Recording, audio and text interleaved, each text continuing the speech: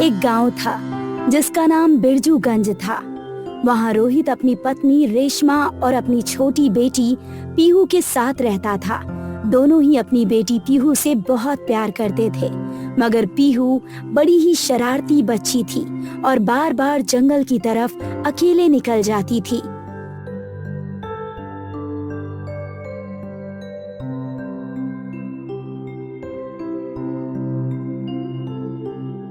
कहाँ पर मिली तुम्हें पीहू?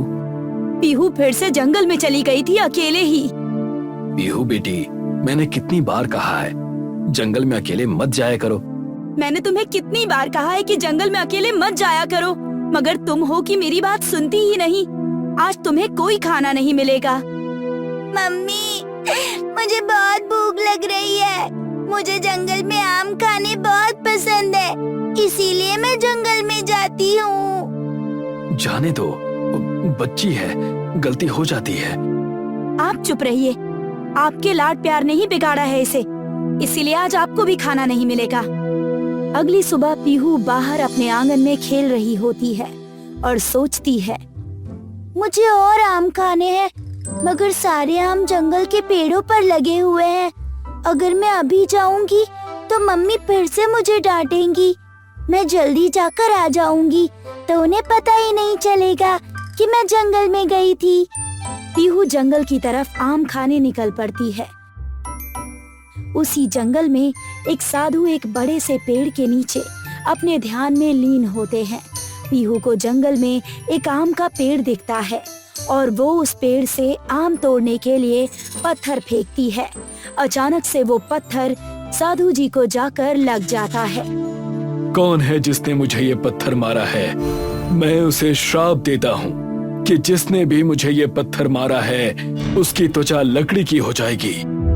उतने में ही वहाँ पर पीहू अपने हाथों में आम लेकर आती है और साधु उसे देखकर निराश हो जाते हैं।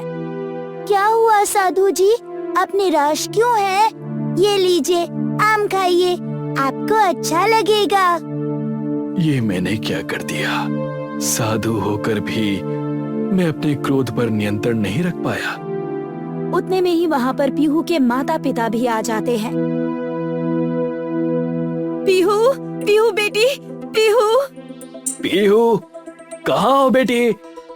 उतने में ही वहाँ पर उन्हें पीहू और साधु दिखाई देते हैं। साधु उन्हें सारी बातें बताते हैं। पीहू, मेरी पीहू, तुम्हें ये क्या हो गया? तुम लकड़ी की कैसे बन गई मेरी बेटी? साधु जी, मेरी बच्ची से गलती हो गई थी। आप हमें ये बताइए कि हम क्या कर सकते हैं जिससे इसे हम ठीक कर पाए। मुझे क्षमा करना बेटा, मैंने ध्यान नहीं दिया कि ये एक बच्ची है। मुझे लगा किसी ने जानबूझकर मुझे पत्थर मारा है। साधु जी, अपना श्राप वापस ले लीजिए ना। मैं अपना श्राप वापस तो नहीं ले सकता, मगर श्राप से मुक्त होने का उपाय बता सकता हूँ। क्योंकि ये बच्ची लकड़ी की मेरे क्रोध की वजह से ही बनी है, तो मैं इसे आशीर्वाद देता हूँ कि इस बच्ची के पास लकड़ियों की शक्ति आ जाएगी, जिससे ये जो चाहे वो बना सकेगी। क्या सच में मैं जो चाहूँ वो बन सकती हूँ? फिर तो मैं अपने लिए आम का पेड़ बनाऊंगी। पीहू अपने हाथों को आगे करती है और वहाँ पर आम का पेड़ जमीन से उग जाता है। अब हम बहुत सारे आम खाएंगे, मगर मेरी त्वचा इस पेड़ की तरह क्यों हो गई है पापा? बताइए ना। साधु जी, श्राप कैसे खत्म होगा आपने बताया ही नहीं। वो तुम्हें स्वयं पता चल जाएगा। रोहित और रेशमा अपनी बेटी पीहू को लेकर घर निकल जाते हैं। अगले दिन जब पीहू अपने दोस्तों के साथ बाहर खेलने जाती है तो उसके दोस्त उसके साथ खेलने से मना कर देते हैं। रोहित ये देखकर रेशमा से बात करता है। रेशमा, हमारी बेटी के साथ कोई खेलना ही नहीं चाहता है, क्योंकि वो लकड़ी की बन चुकी है। बुरा तो मुझे भी लगता है, मगर हमारी बेटी के पास अच्छी शक्तियाँ भी हैं और श्राप को निकालने का रास्ता हमें खुद ही मिल जाएगा। दूसरी ओर पीहू घर रोते हुए आ रही थी। मेरे साथ कोई नहीं खेलना चाहता है, क्योंकि मैं लकड़ी हूँ। मुझे भी दोस्त चाहिए जो मेरे साथ खेले। तभी पीहू एक गरीब व्यक्ति को देखती है जिसके कपड़े भी फटे होते हैं। पीहू उस गरीब व्यक्ति को देखकर कहती है, अंकल जी, आप रो क्यों रहे हो?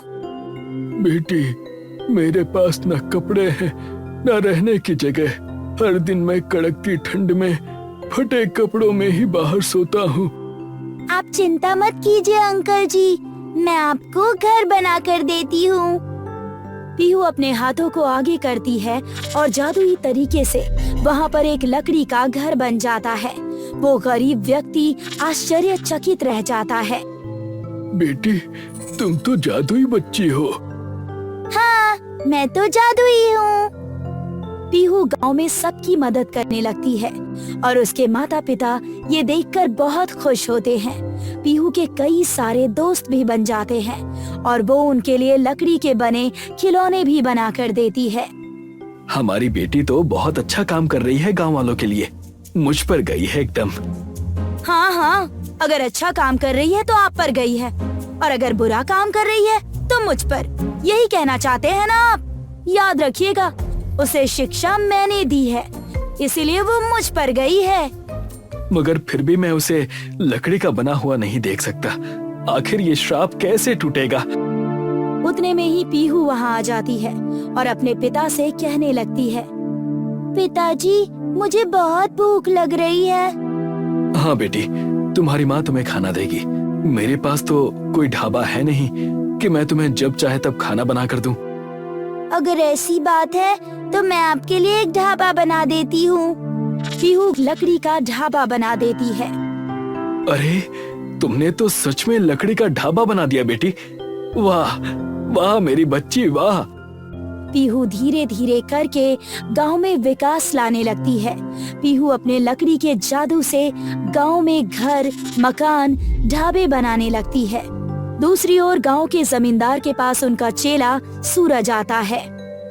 साहब जी, आजकल कोई भी हमसे उधार नहीं ले रहा है, उस वजह से कोई ब्याज भी इकट्ठा नहीं हो रहा है। ऐसा कैसे हो रहा है? ये लोग अपना घर मकान बनाने के लिए तो उधार ले रहे हैं ना? नहीं, उसके लिए भी नहीं ले रहे हैं। ये तो नामुमकिन है। गांव में क्या लोगों ने घर मकान बनाने बंद कर दिए हैं क्या? जी ऐसा नहीं है। गांव में एक लकड़ी की लड़की है जिसके पास जादुई ताकत है। वो जो चाहती है वो बन जाता है। अगर ऐसा है तो चलो, हमें खुद जाकर देखना होगा। जमींदार और सूरज दोनों ही पीहू की शक्तियों को देखने जाते हैं कि ये बात सच है या झूठ। वहाँ पहुँचते ही वो देखते हैं कि पीहू बच्चों के लिए अपने लकड़ी के जादू से झूला बना रही है। अरे, ये तो सच में जादुई बच्ची है और ये बनी भी लकड़ी की है। जरूर इसके पीछे कोई राज होगा। एक काम करते हैं, जाकर इसके माता पिता से बात करते हैं। सही कह रहे हो। जमींदार और सूरज दोनों ही रोहित और रेशमा से मिलते हैं। रोहित जमींदार को पूरी बात बताता है। अफसोस हुआ सुनकर कि आपकी बेटी लकड़ी की बन गई। अफसोस तो शुरुआत में हमें भी हुआ था, मगर आज के समय में ऐसा लगता है कि हमारी बेटी दुनिया की सबसे प्यारी और अच्छी लड़की है। वो कहते हैं ना, अपनी कमजोरी को अपना हथियार बनाना चाहिए। भले ही साधु ने मेरी बेटी को लकड़ी बनने का श्राप दिया, मगर उन्होंने आशीर्वाद भी दिया, जिससे आज हमारा गांव और गांव के लोग तरक्की कर रहे हैं। जमींदार वहाँ से निकल जाता है। ये साधु जो कोई भी है, उसका श्राप कम, आशीर्वाद ज्यादा लगता है। अगर हम जाकर उस साधु को पत्थर मारें तो शायद वो हमें भी श्राप दे दे, जिससे बुरे की जगह अच्छा हो जाए, जैसा कि इस लड़की के साथ हुआ। हाँ, आप सही कह रहे हैं महाराज। क्या पता हमें वो सोने में बदल दे और उसके बाद हम जो चाहें वो सोने में बदल पाएंगे।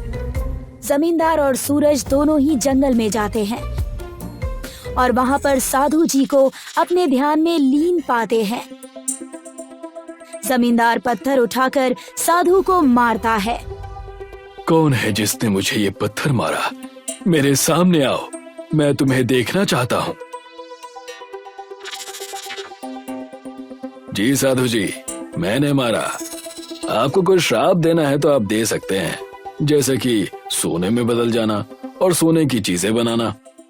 मूर्ख, उस बच्ची को मैंने अपनी गलती की वजह से श्राप दे दिया था।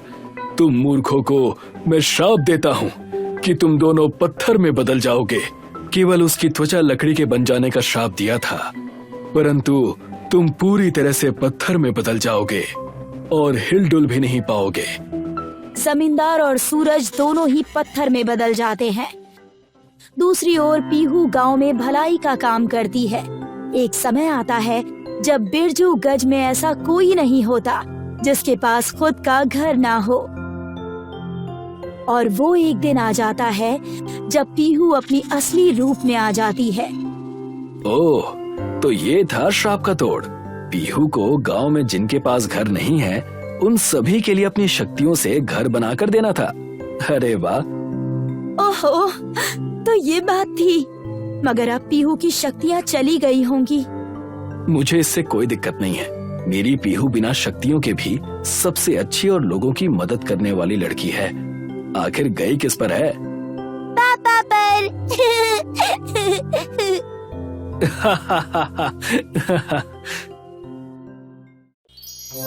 माधव एक गरीब आदमी है और वहाँ रानीपुर गांव में रहता है। गांव के चारों ओर घना जंगल है और ये जंगल वन विभाग के अधीन है।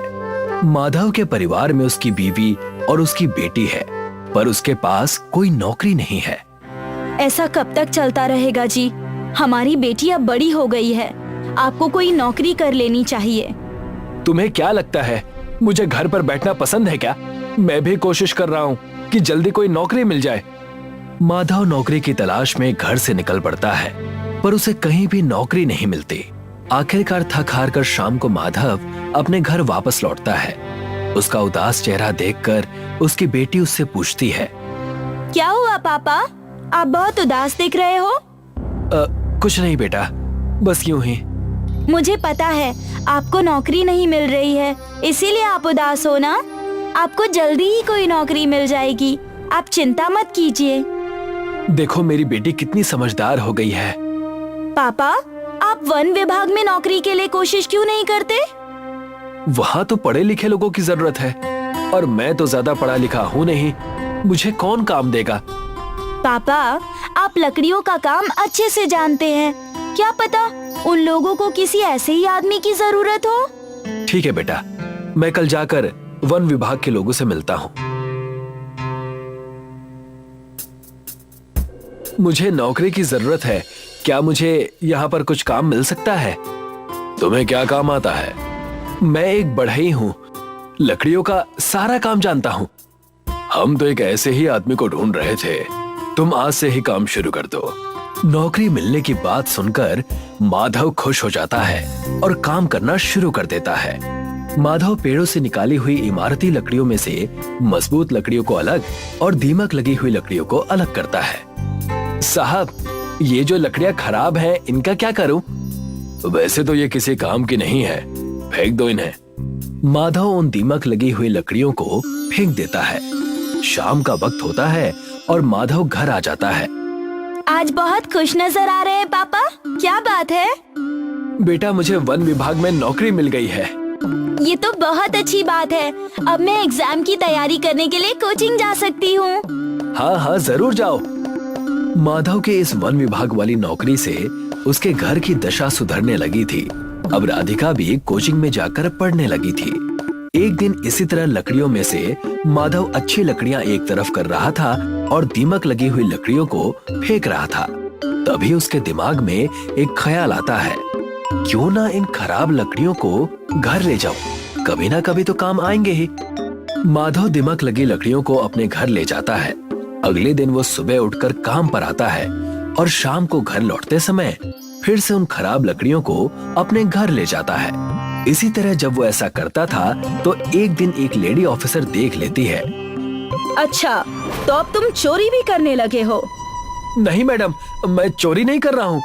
ये लकड़ियाँ तो खराब हैं, इसलिए इन्हें लेकर जा रहा हूँ। अगर खराब है तो क्या इनका अचार डालोगे? झूठ मत बोलो।